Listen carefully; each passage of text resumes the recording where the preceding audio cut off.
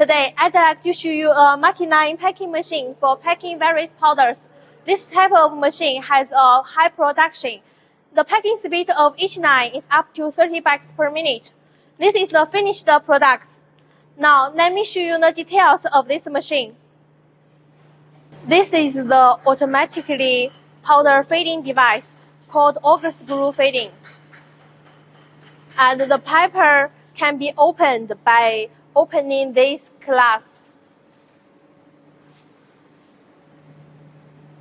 This is a laser coding device, can print the production date on bags. This coding device has no consumables and is environmentally friendly.